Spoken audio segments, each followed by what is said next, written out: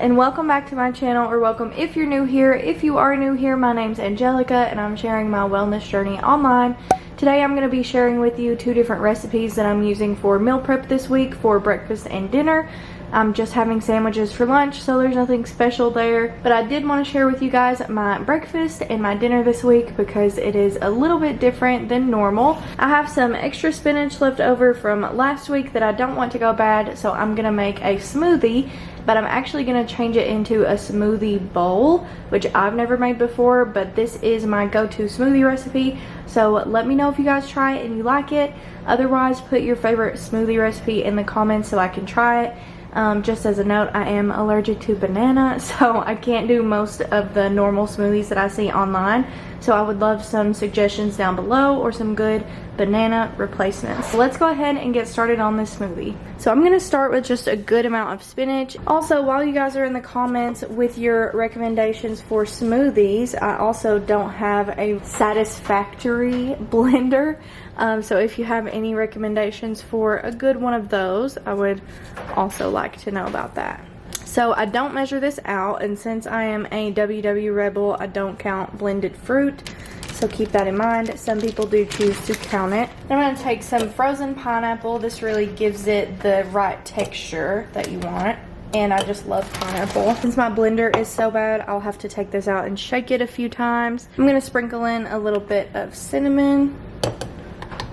Cinnamon is great for everything. I've talked about it a lot, and I have a food fact thing of cinnamon on my Instagram if you guys want to check that out. I'm also going to add in about half a tablespoon of chia seeds. I'm going to add the other half once we top it in the bowl and make it look all cute and aesthetically pleasing. This is good for some added protein and omega-3. Then I'm going to splash in just a tiny bit of almond milk, just to help get things moving in there. And that is how easy my smoothie is. So I'm going to blend this up. I might add some spinach. We'll just see how my little machine does here.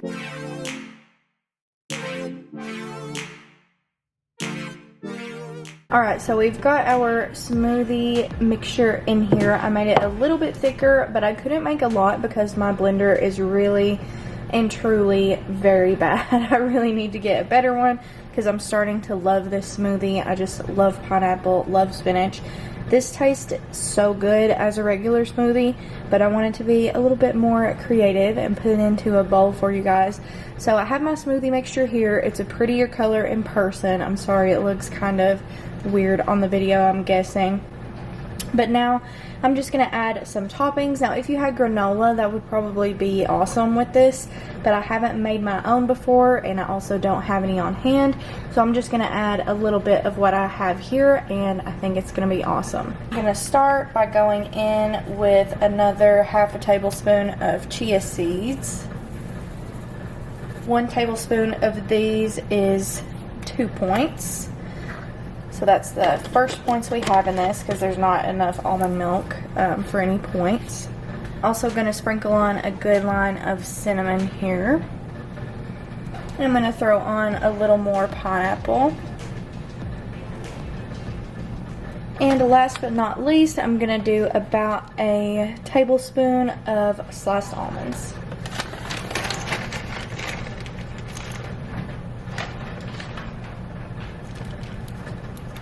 So here we have my 3-point smoothie bowl. It looks really good, and I know from personal experience this smoothie is super delicious. Here's the points for it. I'm going to be taking one of these smoothie bowls in some containers, probably for breakfast or snacks throughout the week.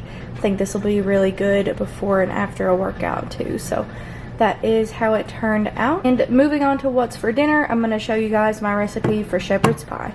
So for this easy shepherd's pie, I'm going to start with some diced onions in the pan here. This onion is really stout, so I'm going to let that cook a little bit before I add my meat in. For the potato topping, it would probably be better to make your own mashed potatoes, but I don't have any potatoes besides these, so I'm just going to throw this on top. So I'm going to make this according to the package directions. I'm not going to add any butter or anything. You only use water for this, so you don't have to add any points for stuff like that. Now that my onions have cooked down in the pan a little bit, I'm going to add about 1 pound of extra lean ground turkey. You can use beef for this, but then that would change the points. Traditionally, I think a lot of people use lamb. Now to my meat, I'm gonna add some salt and pepper. And I'm gonna go in with about a teaspoon of this beef bouillon powder. This can make your turkey taste more beefy if you don't really like the ground turkey taste. I'm also going to go in with about a teaspoon of Worcestershire sauce, and I'm going to throw in about 1/4 tablespoon of garlic. I'm going to go ahead and preheat my oven to 375, and now that this has cooked a little bit, we're going to add some vegetables. So I have a can of mixed vegetables. Again, you could definitely use fresh, but like I said, we are doing the lazy, easy, first-timer version. So I've got a can of mixed vegetables and a can of regular corn.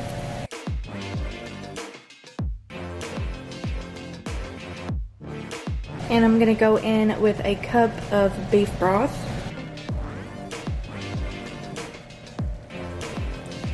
And I'm gonna let this just simmer for a few minutes before I add in any flour. Now that this is heated up a little bit, I'm going to start to add in my 15 grams of white lily flour. Kind of make like a gravy consistency so that it's a little bit thicker. So you're going to add this in a little bit at a time and continue to stir it. Alright, so as you guys can see, this has thickened up a little bit. I'm going to move it on over to my pie dish. I've already sprayed some oil on it, and then we're going to toss it in the oven.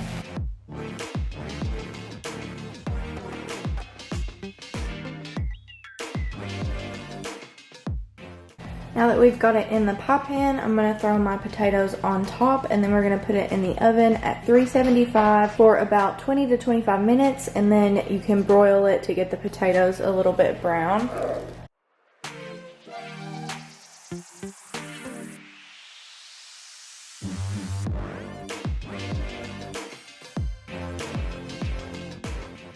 So here's the outcome of the pie. It looks and smells really, really good. I can't wait to try this. Before the video is posted, I'll be trying it. So I will update you guys on one of the next clips, and I'll put the points on the screen. If you've done shepherd's pie before, please leave your recipe in the comments so I can try it out, and any tips you have to make this even better, I would love to know. Thank you guys so much for watching. Don't forget to subscribe down below, and I will see you next time. Hey!